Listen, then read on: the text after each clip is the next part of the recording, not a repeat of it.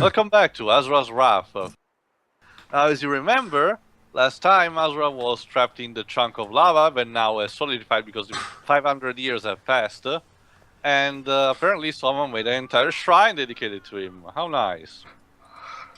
How lovely. Well, Dweebs, when you are... if you're getting demonized by people you consider your best friends, any kind of help will be, grateful. Oh, now I get it. She's speaking it. I get it. This made-up language you're speaking in. It's obviously Kiranese. I guess. So just get the decoder for Ace Attorney 6 and boom, we'll know what they're saying.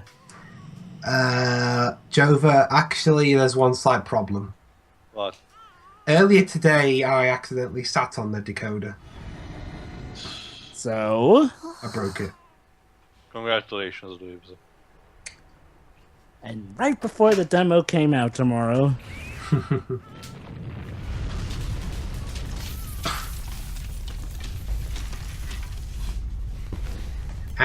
Maybe you should run if, an earthquake starts happening. Or something that looks like lava, too. There we go. Second time's the charm, I guess. With new arms now. Well, yeah, Asura's arms are pretty much expendable. They can be broken and regenerate as much as he wants. Yep. I thought it was called Gold Finger, not Gold Arm. Okay. Yeah, whatever you said. And as a perspective, not even Asura understands what we're saying. So of course, a lot of dialogue that he's gonna have with these people is gonna be based on body language and, understanding through their actions. But coincidentally, this girl just happens to resemble somehow physically his daughter. Almost surprised he didn't visualize his wife holding his daughter, but yeah. Well, again, Jova, they're going more for a, father rescuing his daughter storyline. So of course, we put more emphasis on that. And again, it makes sense because Asura's weakness, as I said, was being a shitty parent to his daughter. So his entire quest and wrath revolves him around this subtle message of him becoming, an actual parent. That gives me an idea to vamp things up. It's actually really poetic when you think about it. Father rescuing his daughter. Hey, that could totally be the next idea for the new Mario platformer game. This time, Mario has to rescue his daughter. Which one? But who's the mother then? It's either Peach or Daisy. Of course. Because, the girl who got kidnapped by Donkey Kong doesn't get any kind of reward. Yeah. I even forgot what it's called, like. Pauline. Pauline, yeah. Actually, wouldn't that be a trip if it actually was that the daughter's mother was Pauline? Anyway, more attacking. Yeah. And again, Peach already has a child that she's neglecting. That's because Dweebs, the girl has been kidnapped by one of the Gomas, so we need to go after it. So we're gonna flying manta rays. Yeah, we're gonna do some sort of rail shooting section while Asura sprints towards it. Hey, don't you go going Darn down it! the We're not gonna make it. Let's speed up. Literally. So this is a max speed section. Hey, it's funny you mentioned Pauline to you because we're rescuing a damsel from a gorilla of sorts. Well, he's not tossing barrels, so no. But yeah, basically it's not a question of Asura getting more speed, but the more you hit the Goma, the more slower it gets and gets you, getting up close and personal. I don't think you have a time limit here. I mean, you think that after he runs for a while, if the Goma just escapes. But that's because this section is relatively easy. It's really not possible to fail at this point. Unless you somehow run into enough of those things to lower your health enough. Yeah, but even in harder difficulties, those things don't do a lot of damage. The problem is the damage again is carried away to the next segment. So obviously you want to keep as much health as possible. Got that right. Again, with recycled voice clips, I told you. And the problem is that there are a lot of curves and steeps, so obviously aiming is not at all easy. Okay, I'll be right back. Sure. There we go. Gotcha. Oh. Well, shit, I forgot about I was punching also her. Whatever. Easily solved. Just do the typical dive into the cliff, make sure to bounce And off the super walls, your and land. there you go. Terrible on your knees.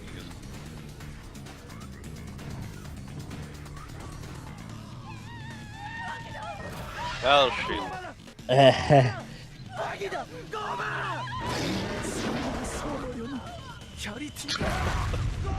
Well, And these are dang. new Goma type.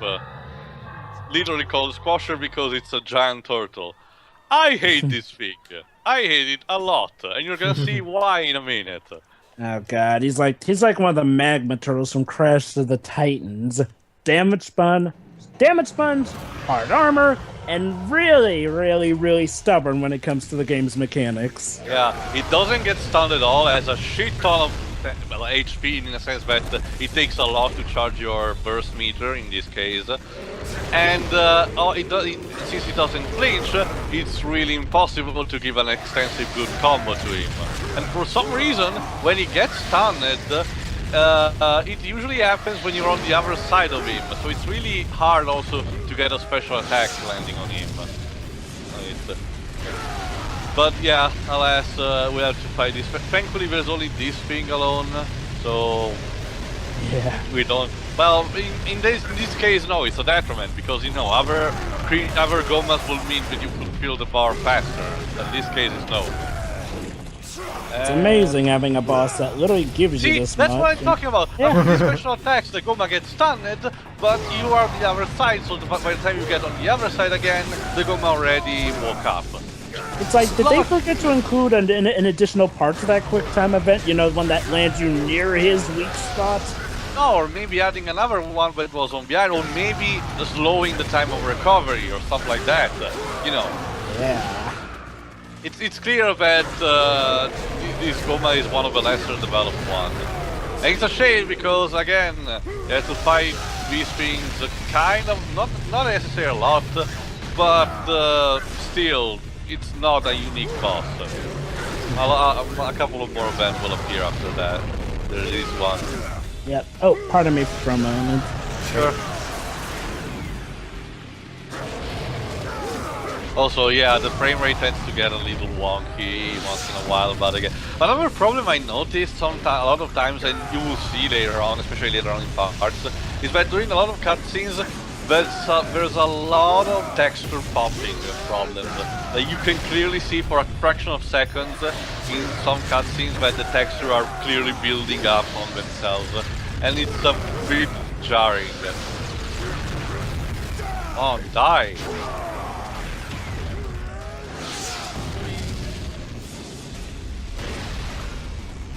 Then again, I have to question: has ever been a giant turtle type of enemy done, you know, not well, but in a sense that it's satisfying to kill in a video game?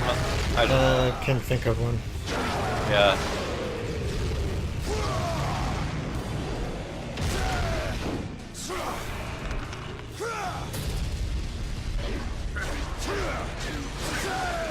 Look at this shit. Just build up already. Like, and also does this spin to win attack. But seriously, that's how bad you design. That's honestly bad design. In this case, I don't even have an excuse.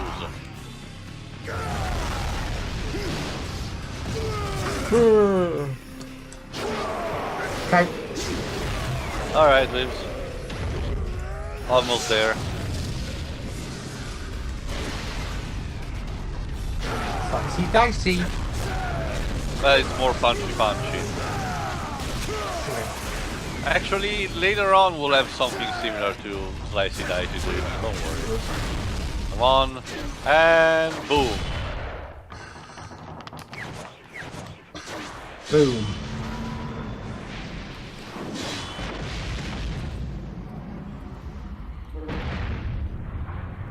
I'm back, and it looks like we're just now beating that godforsaken turtle. Yep. Like this. Rest in pieces.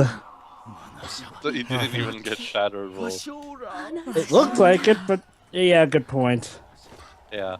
So now, since he saved the village, the people actually start, praising him. Wow, for a second I thought they were going for the cliche of Marvel citizens, these are not. Believe me, dweebs, being a human in this game fucking sucks, so any kind of savior figure is welcome by these guys. However, yeah, Asura doesn't really like being, compared to a god or something. Probably, personal complex. Maybe he just hates the stereotypes of gods being dicks. Sad because the gods kind of make it easy. the Septentrion. Yeah, basically this is the fleet of another of 7 deities. You see later on, Louise.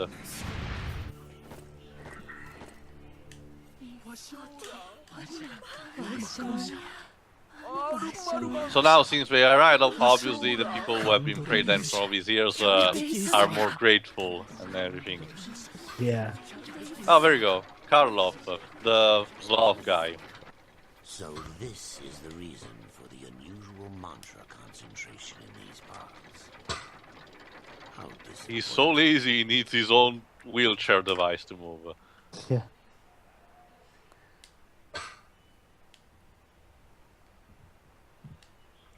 Asura's Wrath. We'll return after these messages. Asura's Wrath. Now return to Asura's Wrath. So this is the reason for the unusual mantra concentration. That and a couple other things, but sure. Disappointing. I suppose I should collect the mantra and report back to Lord Dave. Deus Ex.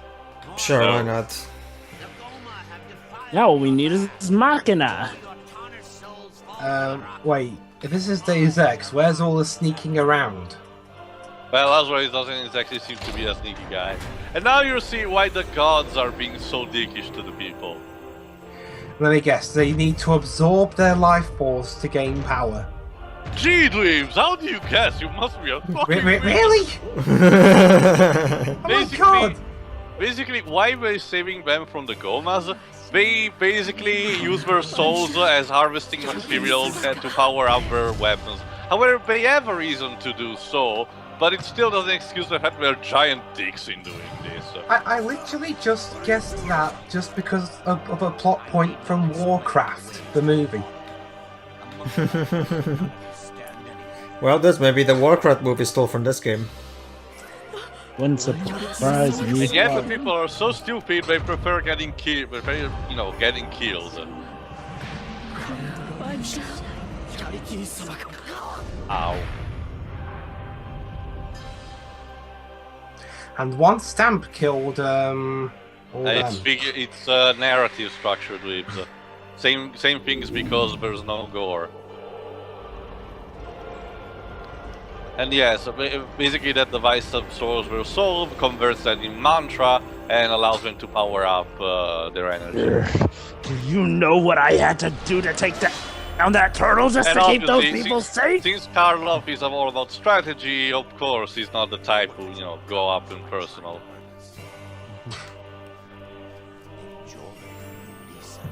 Bye-bye!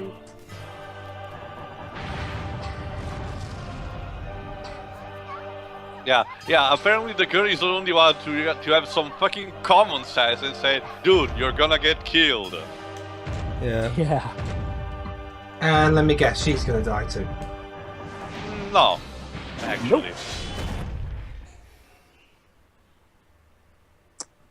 What the hell are you doing? Apparently getting the hell out of Dodge with that move.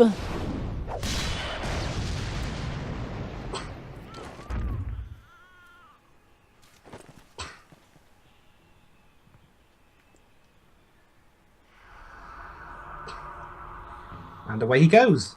I will stand for this. I never asked for this. Yes. Yeah. Your lives will end here. Like they have any life in them. Of course they have lives in them. They just stole the lives earlier. Surrender. Oh, never mind. They're sentient. Yeah, Alright, I remember, he forgot. thought even before.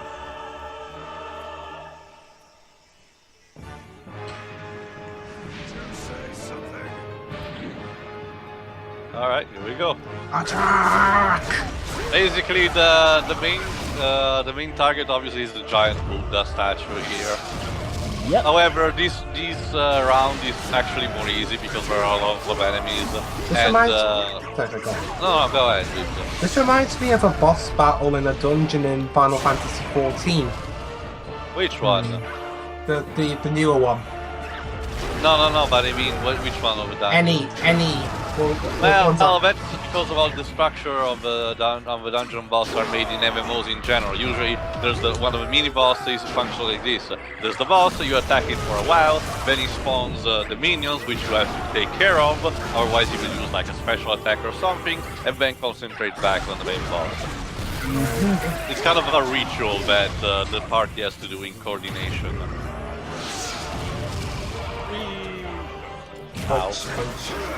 And yeah, as you can see now, this Surgeon type of general has different weapons compared to the one he had in the cutscene from one of the early episodes. Yep. This also means they have different attacks because they do that rush attack instead of charging. But it's not an issue. Yeah. Failed belly flop. Now crotch attack. Yeah, too bad we're statues, so they don't really are. Yeah. The thing is, you have a lot of attacks, triangle button attacks at disposal with this guy, but since you overeat relatively fast, it's a bit hard to connect unless you're in burst mode. However, as you can see, it's not that hard. On, stun already. There we go. I think you felt Boom. that, and that, and that.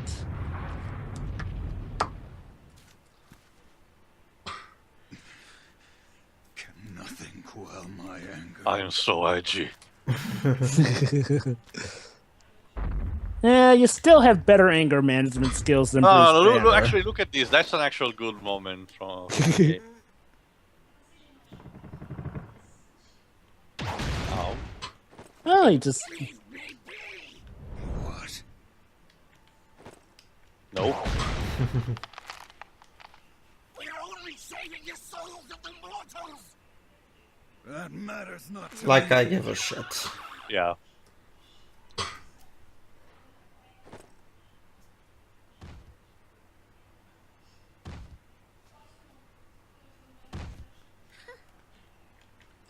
Stop! Stop!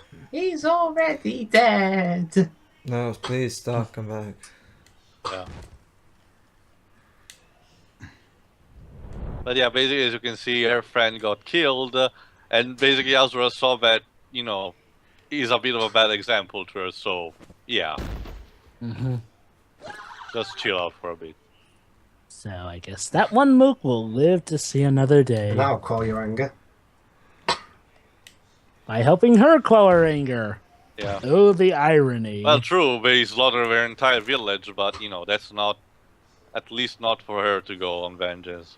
I can actually imagine the irony of that. Asura, the famous deity of rage, being an anger management counselor.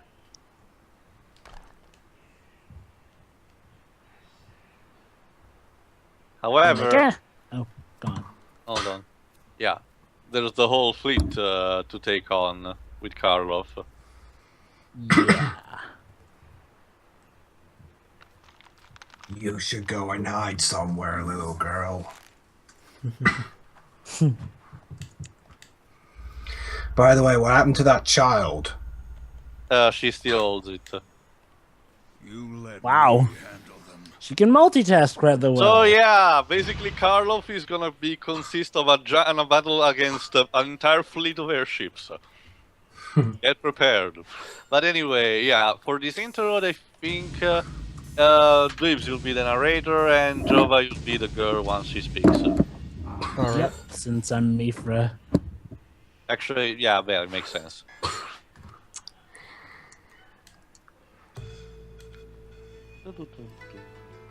A village on the outskirts of Shinkoku. Here within the stone lies the remains of the fallen demigod who defied the 7 deities long ago. Rumors of his demise were greatly exaggerated. He succeeded in killing one of them, but at the cost of his own. Following their divine battle, the remaining deities abandoned this land, declared it cursed for all eternity. It is believed the fallen demigod continues to watch over this land, but the Gomar rarely appear in these parts. For this reason, the villagers enshrined his remains and worship from afar, but do not dare approach the shrine out of fear. Huh.